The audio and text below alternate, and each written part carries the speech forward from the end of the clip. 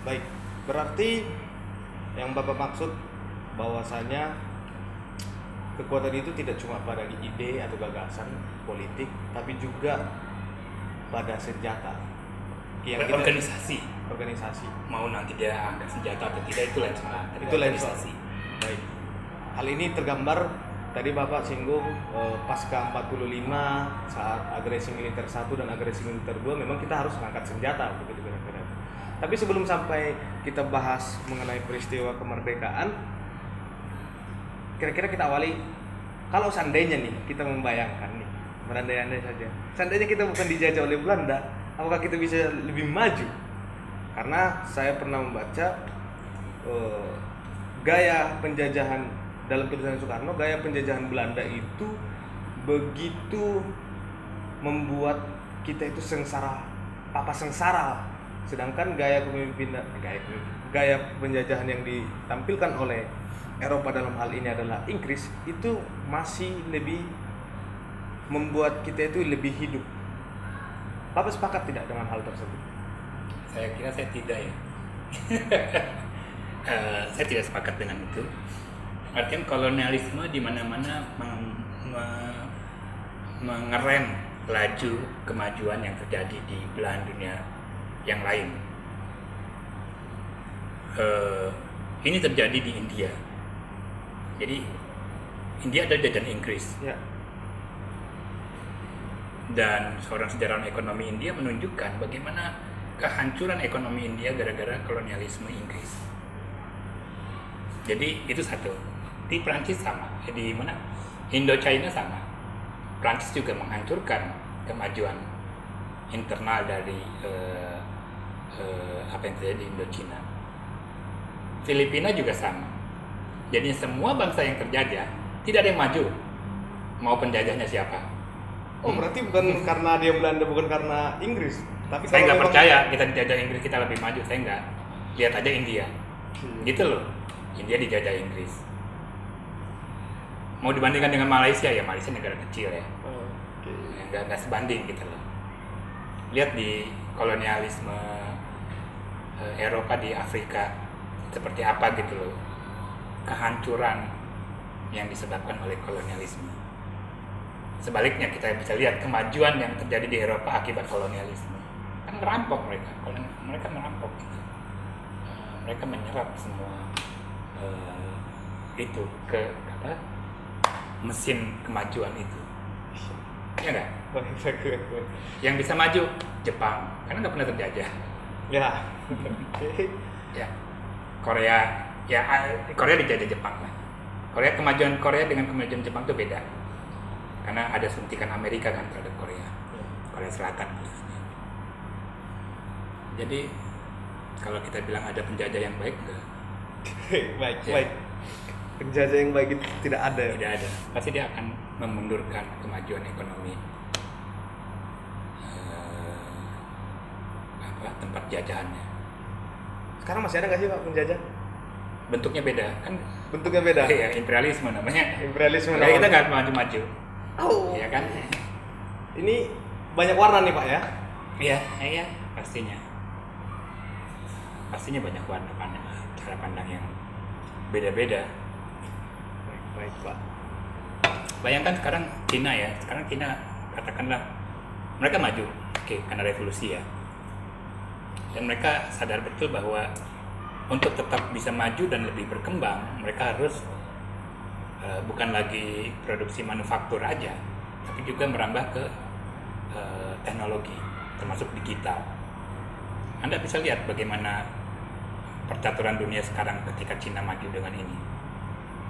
Jadi blok gitu kan, mereka nggak semudah itu juga gitu kan. TikTok dilarang di Amerika, ya kan? Terus Huawei jaringan 4G akan ada. Di-cut. Artinya apa? Transformasi itu enggak, dunia bukan seindah yang dibayangkan gitu. Ya negara-negara maju ya nggak pengen lah ada pesaing terhadap kemajuan mereka, karena ada faktor geopolitik, keamanan dan sebagainya.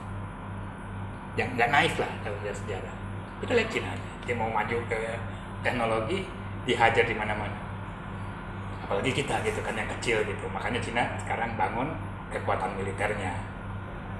Ya enggak? Kenapa Korea Utara nggak diserbu sama Amerika? Bandingkan dengan Libya. Libya dibuat jadi semak-semak kan? Kenapa Korea Utara enggak? Karena dia ada nuklir kan. Apapun itu ya dia punya nuklir. Amerika mikir 2 kali untuk itu. Kayak gitu loh. Jadi dunia tidak seindah yang kita tayangkan. Omong kosong mereka ingin memajukan dunia ketiga, enggak. Omong kosong kalau mereka memajukan dunia ketiga. Saya yakin itu. Contohnya aja yang sudah maju aja dipotong di mana-mana. Dengan segala diprovokasi. Trik-trik mereka lah dalam perdagangan dunia di blok dan sebagainya. Enggak semudah itu. Kita aja yang selalu banyak memuja Amerika ya, memuja Barat khususnya, seolah mereka menjadi dukungan ekonomi mereka akan membantu kita, kan kayak kenyataannya nggak pernah terjadi. Dari dulu gini-gini terus kan, ya emang sekarang orang pada pakai AC lah, berkendaraan lah dan sebagainya. Saya sering membayangkan Pak Andi ini lagi orasi nih. Saya lagi membayangkan Pak Andi ini lagi orasi gitu loh. Memang ada semacam keresahan kita ya Pak ya. Ini keresahan bersama saya kira. Di antara yang muda-muda juga saya kan lihat keresahannya gitu kan. Terhambat gitu loh. Ya kan kalau kita bukan anak konglomerat, anak jenderal, anak birokrat yang tinggi, susah buat kita untuk maju. Realistis aja. Susah. Ya. Mau ngomong-ngomong milenial yang ada di istana kan milenial yang bapaknya konglomerat, ya enggak? Bapaknya jenderal, itu gitu loh. Kalau bapaknya petani, guru, kalau bapaknya sejarawan jangan mimpi, enggak juga. Itu pula lagi. Wih, susah. Mimpi gitu loh. Ini udah nggak adil dalam start awalnya. Itu yang jadi keresahan saya juga, karena beda betul ya dengan janji kemerdekaan Soekarno dan sebagainya. Sebagaimanapun saya kira apa yang diinginkan Soekarno ya hancur berantakan lah ya, dengan konsumsi Indonesia sekarang gitu ya, sangat feodal kita kan, budayanya feodal, kita kolonial dan feodal mentalnya. Itu problem kita bersama, keresahan yang saya kira ada di dalam anak-anak muda yang mayoritas ya, maksud saya ya, bukan yang punya latar belakang yang baik. Maksud baik itu dalam artian beruntung dari keluarga tertentu dan sebagainya. Itu problem kita bersama, dan semakin susah kan hidup kaum milenial ini. Saya suka kalau kuliah saya ngomong gitu kan, kakek neneknya punya tanah luas nih, pekarangan, rumah, tanah, bapaknya masih punya lah, anaknya paling tinggal nanti di flat, studio, itu juga kontrak. Semakin susah untuk mendapatkan akses perumahan buat anda. 10-20% oke lah bisa, tapi sisanya ya anda akan jadi penikmat kontraktor yang cukup panjang. Jadi itu ya yang harus kita pikirkan bersama. Ini faktor apa sih Pak sebenarnya yang buat itu? Kapitalisme. Iya, kita hidup dalam era ini. Bisa brutal kan? Memang tidak ada harapan lagi kan? Ya selalu ada harapan, kan selalu ada. Melalui apa kira-kira? Ya politik itu, berorganisasi dan sebagainya. Hatta kan membayangkan kooperasi, itu loh alternatifnya. Ya, terus ada banyak lah, Soekarno sosialisme ala Indonesia, ada di televisi visinya. Kalau kita kan sekarang enggak, kita berada dalam satu situasi di mana segala kehidupan kita anggap normal. Ya nasib gua lagi gitu ya. Kita nggak melihat problem substantifnya gitu, substansialnya ketika kapitalisme sebagai satu proses sejarah itu berkembang tanpa tanding, tanpa perlawanan gitu. Di Indonesia ini karpet merah kapitalisme berkembang itu, bahwa itu adalah aset nasional, investasi asing juga bagian dari itu. Ya konkret, kita juga butuh namanya. Saya bukan bilang nggak butuh investasi, kita butuh itu karena kita nggak punya duit ya. Cina juga kan melakukan itu ya, tapi kita bisa lihat siapa yang diuntungkan dari proses itu. Jadi brutal gitu loh, di sini kapitalisme itu berkembang tanpa perlawanan. Di negara-negara lain ya ada perlawanan itu kan, gerakan sosialnya itu masih ada gitu. Amerika Latin itu nggak semudah seperti di kita gitu kan. Amerika Latin kita bisa lihat inovasi-inovasinya untuk menantang kapitalisme global ya, Amerika Utara kan. Jadi karena tidak ada kekuatan politik yang menyuarakan persoalan itu, ya enggak? Sebut partai-partai politik yang ada, mereka hanya bilang identitas partikular, kalau Anda tidak bagian dari kami maka Anda adalah lawan kami, kan begitu. Nggak ada platform bersama gitu. Semua partai juga kan kayak perusahaan dibentuknya, gue punya duit gue bikin partai, ya enggak? Jadi dia bukan partai politik, kan dalam pengalaman sejarahnya itu akumulasi dari sebuah gerakan yang terus berkembang gitu di dalam politik suatu negeri ya. Jadi makanya ada partai buruh di Inggris, ada partai konservatifnya, kan dia akumulasi dari perkembangan sosial itu. Di kita awalnya begitu, tapi kan setelah Orde Baru, setelah reformasi lah khususnya, partai ya perusahaan lah, ya kan, gue yang bikin, ya enggak, mau sebutkan, ada beberapa sih yang merupakan pergerakan, ada, saya mau bilang enggak, saya bilang enggak ada, tapi ada, tetap ada, cuma mayoritas adalah Indonesia Inc gitu, partai politik INC di belakangnya .inc, perusahaan ya, perusahaan keluarga. Mau bilang partai apa, saya nggak mau ngomong satu-satunya, tapi soalnya Anda bisa tafsirkan sendiri. Orang bisa bikin partai kalau dia punya duit, punya pengaruh politik, dia bikin. Ini bukan akumulasi keinginan sosial untuk mengubah kehidupan masyarakat dengan baik, tapi dia datang dari atas.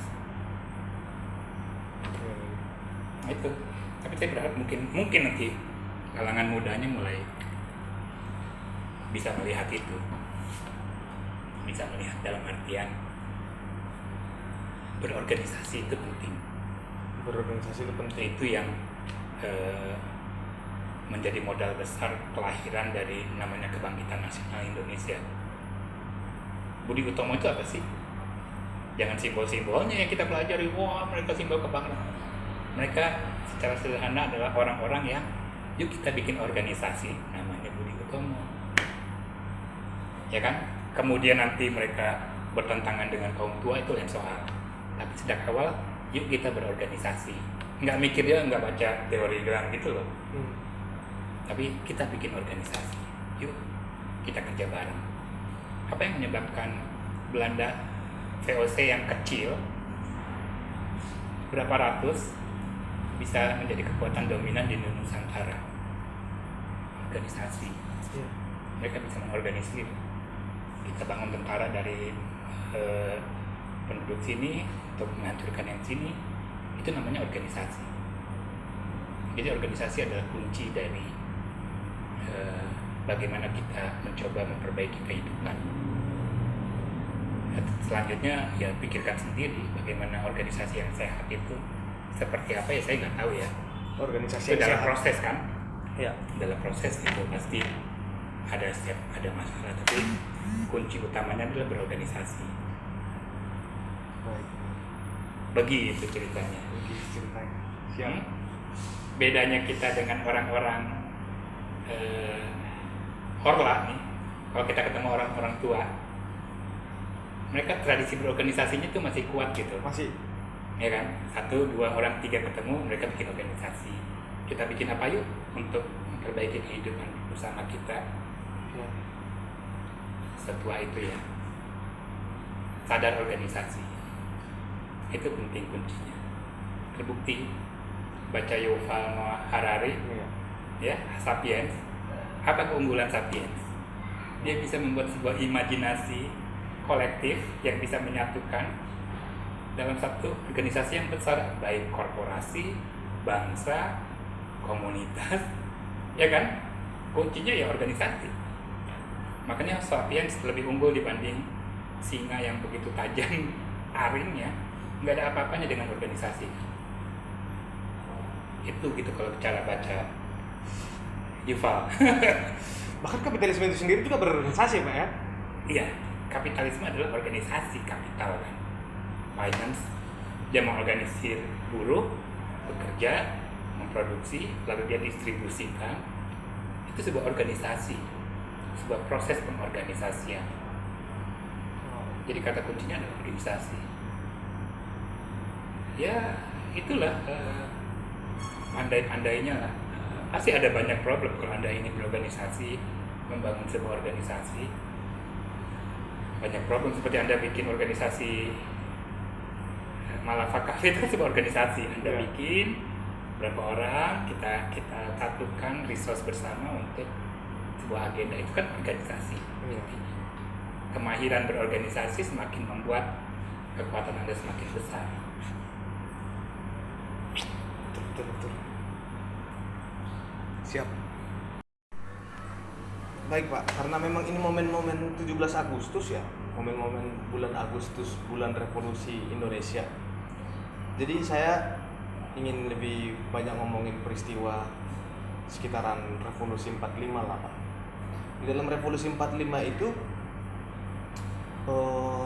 yang terlibat dalam proses kemerdekaan Indonesia itu apakah hanya pada kelompok tua dan kelompok muda untuk memproklamirkan kemerdekaan Indonesia, atau ada kelompok-kelompok lain yang sebenarnya ingin merdeka juga, atau dalam artian memproklamirkan kemerdekaan Indonesia juga? Real sejarahnya memang mau nggak mau ya kita bilang kesadaran untuk kemerdekaan itu muncul dari kalangan pemuda ya, di Jakarta lagi. Di Jakarta. Karena di tempat lainnya saya kira belum muncul itu. Ada beberapa alasan. Pertama, informasi, pengetahuan tentang kondisi politik internasional ada di kalangan pemuda ya, Tahrir, radio dan sebagainya. Sehingga itu membantu membuat sikap di kalangan pemuda untuk bahwa seperti tadi saya bilang, memang ada agenda pemerintah Jepang untuk memberikan kemerdekaan. Ya. Tapi kaum muda kan tidak ingin itu. Ingin kemerdekaan itu kita proklamirkan sendiri.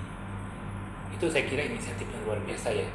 Mereka ngikutin itu. Jadi ketika Soekarno berangkat ke Dalat dan sebagainya, ketika pulang kaum muda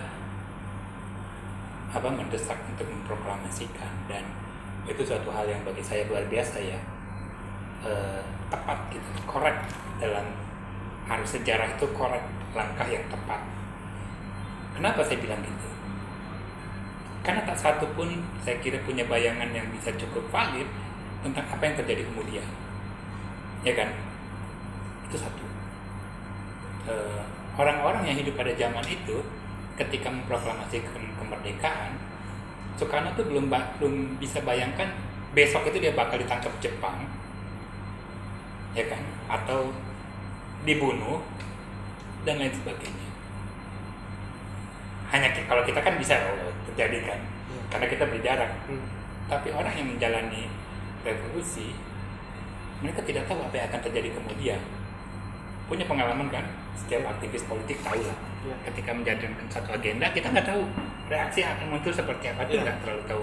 Kita punya perhitungan, tapi kita tidak tahu bentuk konkretnya. Jadi disitulah saya bilang, kalau dalam bahasa filsafatnya itu truth event, momen peristiwa yang kebenaran yang sejati.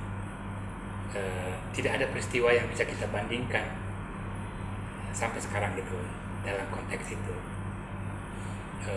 Bagaimana orang mengubah sejarah dengan tindakan kaum muda untuk memproklamirkan, dan mereka tidak ada jalan lain selain setia terhadap pilihannya itu, keyakinan untuk tetap dalam arus perubahan revolusioner itu. Nah, itu yang penting, momen penting dalam sejarah Indonesia. Jadi kan tidak ada juga padanannya kan. Mereka tidak bisa belajar, nggak ada rujukannya. Yang ada adalah keyakinan bahwa langkah yang mereka lakukan adalah tepat. Dan disitulah revolusi 45 adalah sebuah proses yang menarik buat saya. Bagaimana orang menawarkan coba yang ini, coba yang itu. Semuanya tidak tahu apakah formulanya benar atau salah, tapi mereka mencoba membangun itu. Itu yang kita harus ingat sebenarnya dari revolusi itu ya. Mendobrak satu yang kosong, satu yang tidak ada menjadi ada gitu. Bukan hanya hormat bendera, karena itu penting, simbol. Tapi tindakannya ini loh, tindakan dalam sejarahnya ini mengubah proses sejarah. Bayangkan kalau Pemuda tidak melakukan itu. Bayangkan kalau tidak ada proklamasi kemerdekaan. Akan seperti apa? Saya kira Indonesia tidak akan ada gitu. Yang kita sekarang ini.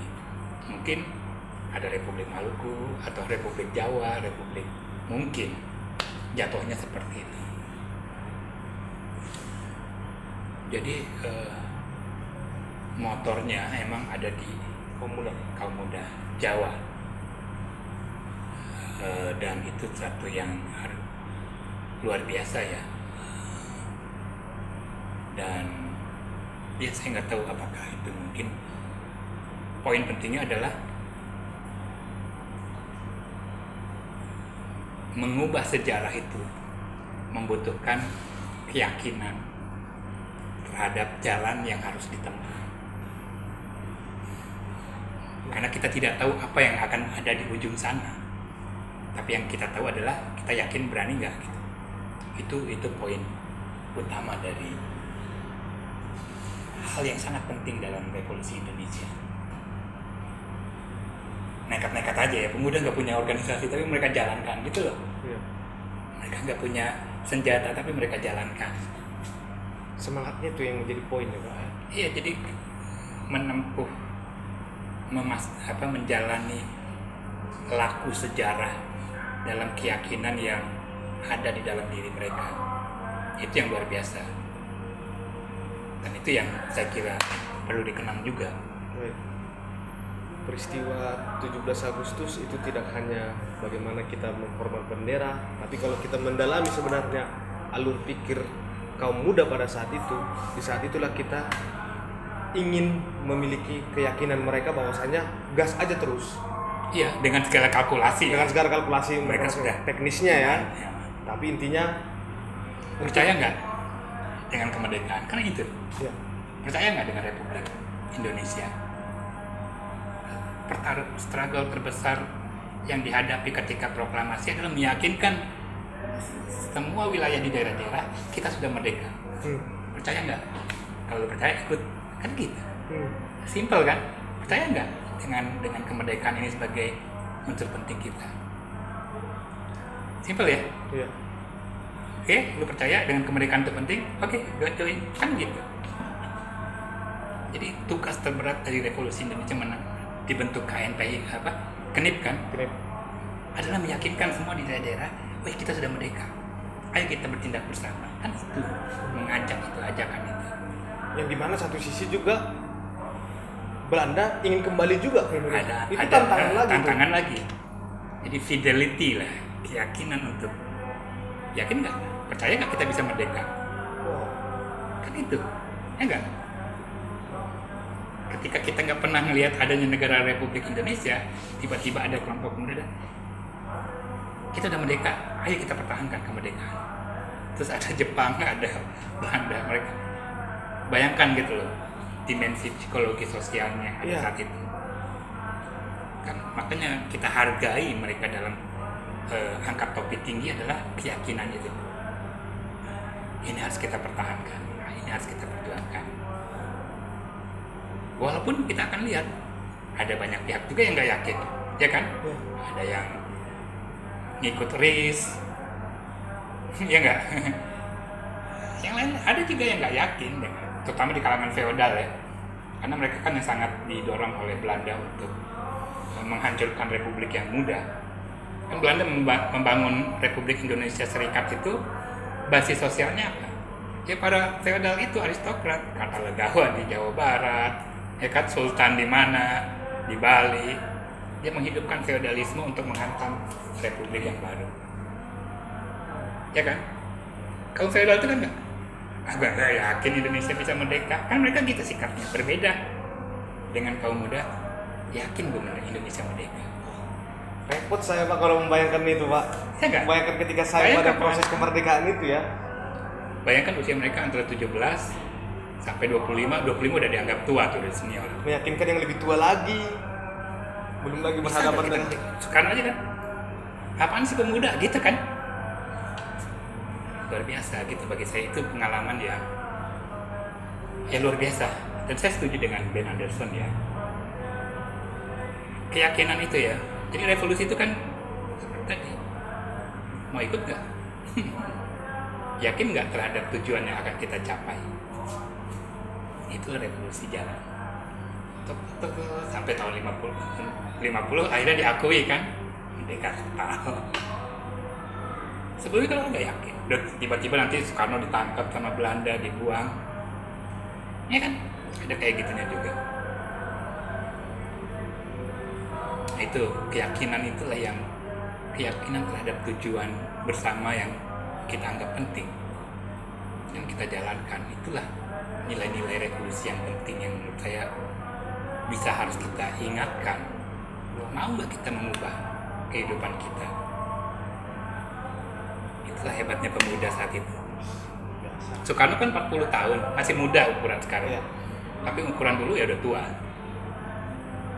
Wikana, Herul Saleh, tokoh-tokoh pemuda yang umur 25 itu udah senior. Ya. Amir Saripudin 30-an itu udah di atas lagi. Itu keyakinan. Ya, Indonesia. keyakinan ini kan bukan tanpa pengetahuan ya. Jadi bukan cuma sekedar semangat ayo mengubah, bukan. Tapi ketika kita tahu bahwa pilihan yang ini kita jalani dengan penuh keyakinan. Makanya puisi Khairil Anwar kalau kita baca ya luar biasa dalam konteks ini, emang luar biasa. Yakinlah mereka Kerawang Bekasi. Kita baca Kerawang Bekasi dalam konteks ini, kita bisa bayangkan kan, kekuatannya gitu loh. Begitu ceritanya. Ambil ngopi lagi kita Pak. Ya.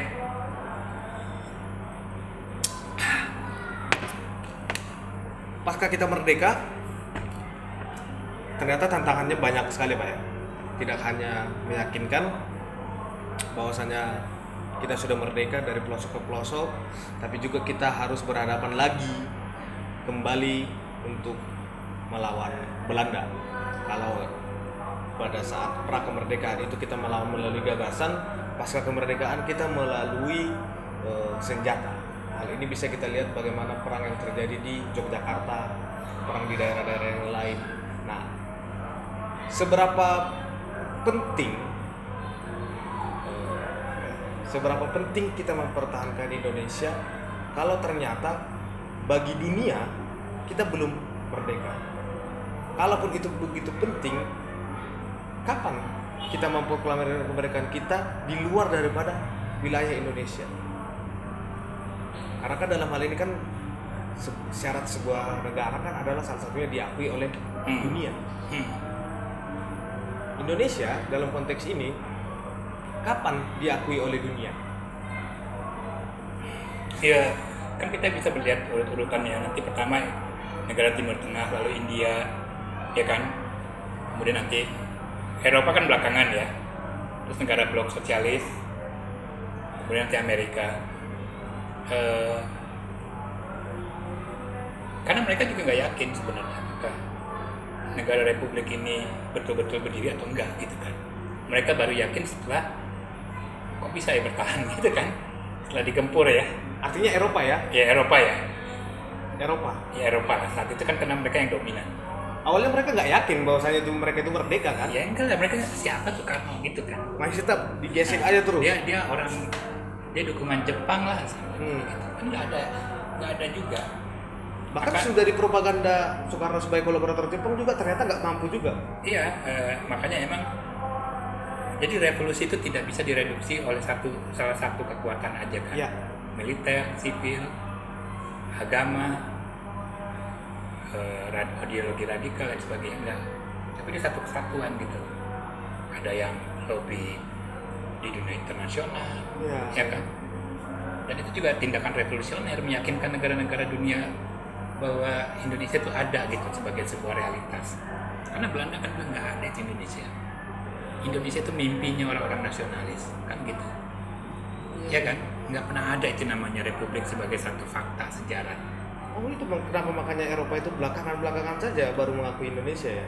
Iya karena ada perlawanan itu ya. Dan juga ada diplomasi internasional juga kan, ada politik internasional juga. Kan itu juga berpengaruh ya. Ada misalnya Amerika mulai melihat potensi ini kan, dia juga mengajak pada berbagai perundingan karena Amerika melihat ya ini kemerdekaan Indonesia adalah sebuah realitas sejarah. Belanda nggak bisa keras kepala lagi dengan mengatakan ini Hindia Belanda, ini udah ada. Amerika mencoba menengahi, walaupun Amerika saat Belanda adalah sekutu Amerika di Eropa kan setelah Perang Dunia.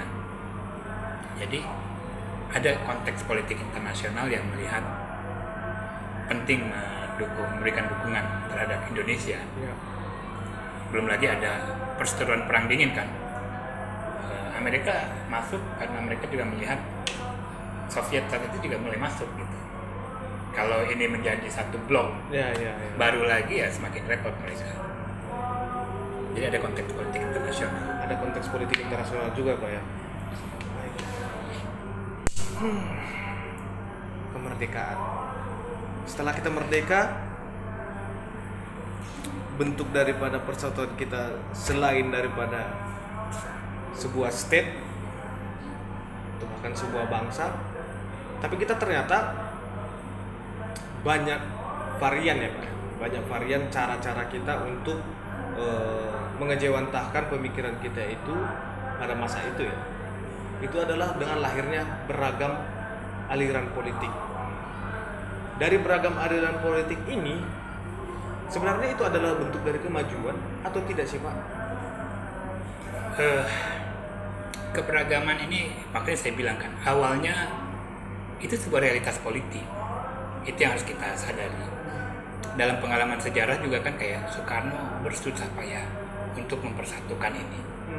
Keragaman ini ya. Iya. Sejak awal sudah menjadi agenda dia ini. Itu adalah sebuah realitas. Sehingga kenapa kemudian ketika merdeka dibuat satu landasan dasar negara yang namanya Pancasila itu gitu. Karena tanpa ikatan bersama yang kita bisa yakin Indonesia ini berantakan sejak awal gitu loh. Karena itu realitas politik. Ya, kita beda agama, sebelah timur ada, kita beda apalagi suku, kita beda lagi status sosial dan sebagainya. Jika emang dirumuskan satu konsep yang bisa menyatukan itu, Pancasila saya kira itu karya paling besar dalam mempersatukan itu, dan sebuah kontrak sosial yang mengikat kita bersama gitu loh. Karena kalau nggak gitu ya kita hancur. Saya kira hancur, kayak Yugoslavia hancur ya, meski sudah jadi satu Yugoslavia kemudian menjadi jadi harus sejak awal kita sadar bahwa Pancasila sebagai kontrak sosial itu berangkat dari realitas keragaman ini sebagai satu realitas. Keragaman itu adalah sebuah realitas. Nah, Orde Baru kan menihilkan keragaman, jadi dia dengan represi supaya tidak muncul keragaman. Ayo kita bersatu semua, tapi kan fake. Ya. Jadi ketika reformasi kan orang berantakan kan, kelihatan di Ambon ada peristiwa di mana-mana. Realitasnya gitu Indonesia. Realitasnya terlalu beragam kita. Terlalu beragam. Iya. Dan itu PR Sangat berat beragam. ya Pak ya. Dan itu PR berat. Challenge terberatnya adalah itu. Makanya saya bilang sejauh ini ikatan itu hanya bisa dibentuk dengan keyakinan kita pada Pancasila adalah landasan negara yang bisa mempersatukan kita. Jangan negasikan keberagamannya. Jangan negasikan keberagamannya. Itu suatu realitas. Tapi bisa nggak keragaman ini bekerja sama untuk membangun satu hal yang baru? Itu Indonesia itu lah.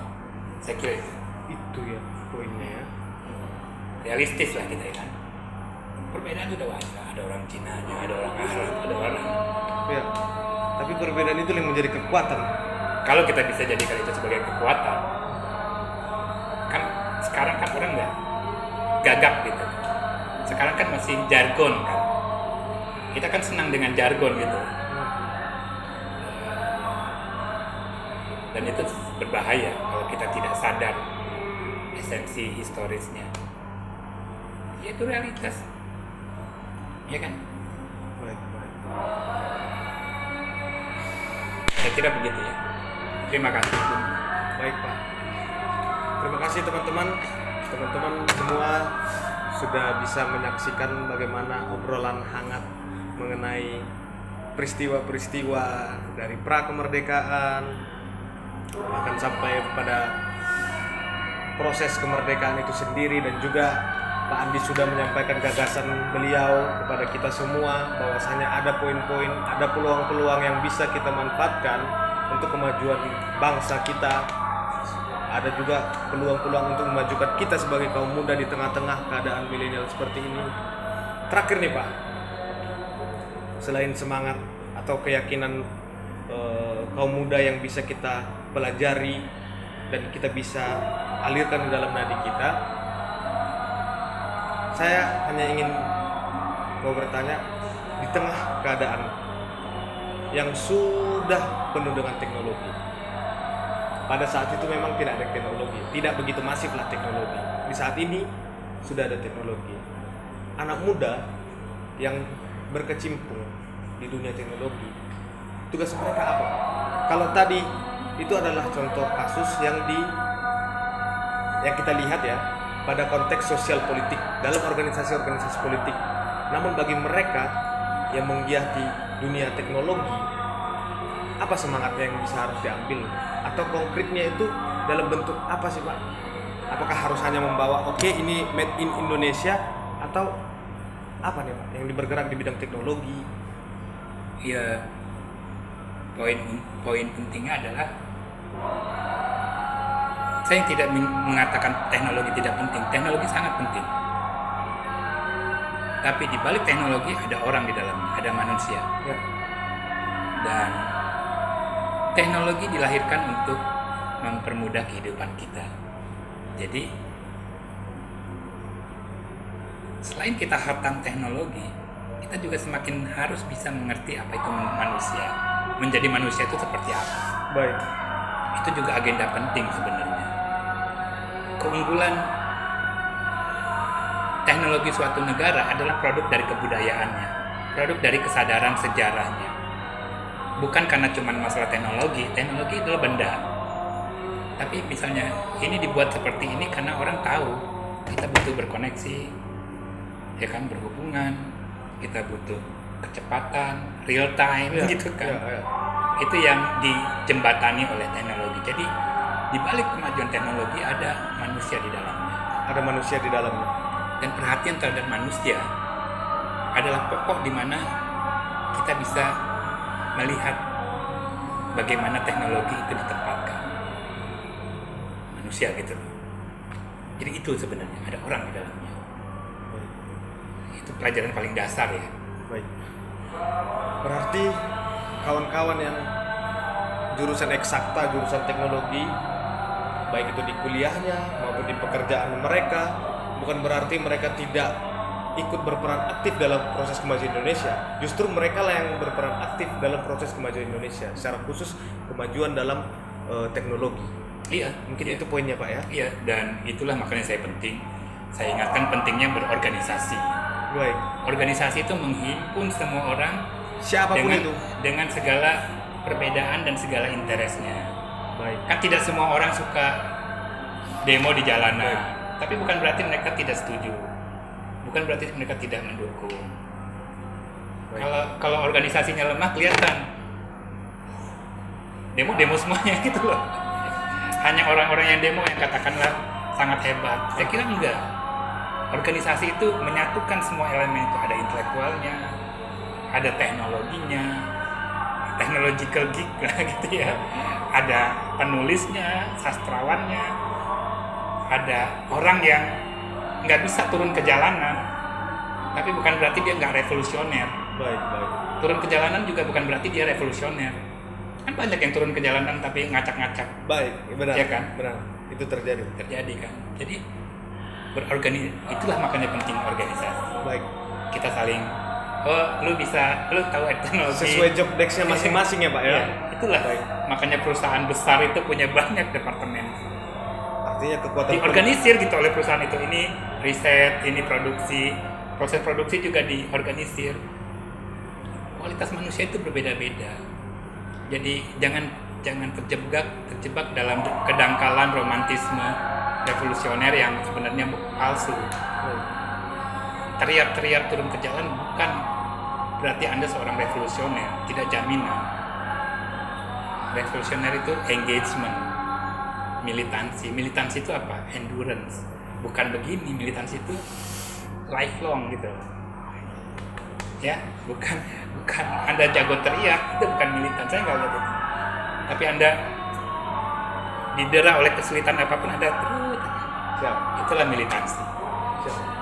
Itu Terima kira-kira. kasih Pak Andi Hadiat. Ya. Akhir kata kepada teman-teman semua, terima kasih sudah menyaksikan konten saya. Semoga konten saya ini mampu mengedukasi teman-teman atau bahkan menjadi bahan refleksi bagi teman-teman, atau mungkin bahan dialog kita nanti suatu saat bertemu atau via media sosial kita masing-masing. Jadi poinnya yang saya tangkap dari tema 17 Agustus adalah bahwasanya kita harus memiliki keyakinan seperti halnya keyakinan yang dimiliki oleh kaum muda pada masa itu yang kita ejewantahkan dengan konteks saat ini. Bagi teman-teman yang mungkin punya saran dan komentarnya, silakan cantumkan pada kolom komentar. Siapa tahu dari kolom komentar tersebut Anda menyarankan kepada saya untuk mewawancara siapa, itu akan menjadi bermanfaat sekali. Selagi dia masih memiliki nilai yang bisa kita angkat, saya akan mewawancarainya. Terbaru saya mewawancarai Pak Andi Hadian. Semoga edukasi mengenai kesejarahan ini Pak bermanfaat. Terima kasih sudah hadir di channel saya. Ya, sama-sama. Sukses. Ya, Pak. Dan di tengah-tengah pandemi kayak gini kita harus tetap semangat ya Pak ya. Ya. Semangat. Harus tetap menjaga diri kita, ya kan? Ya. Dan terutama saya memohon maaf kepada teman-teman apabila ada salah-salah kata ataupun salah dalam penyampaian sesuatu. Diskusi ini tidak lebih adalah berangkat daripada keresahan saya atau mungkin keresahan Pak Andi Hadian terhadap kondisi saat ini. Poin yang bisa kita ambil dari diskusi ini adalah selain proses kemerdekaan tadi, proses semangat tadi, proses keyakinan tadi, adalah kita tidak boleh melupakan sejarah. Karena dari sejarah itulah kemudian kita tahu kita ini adalah siapa, kita ini adalah bangsa apa, dan kita ini adalah negara apa. Dan kalau kita bisa memajukan secara keseluruhan, kenapa tidak? Akhir kata, saya mengucapkan terima kasih. Sampai jumpa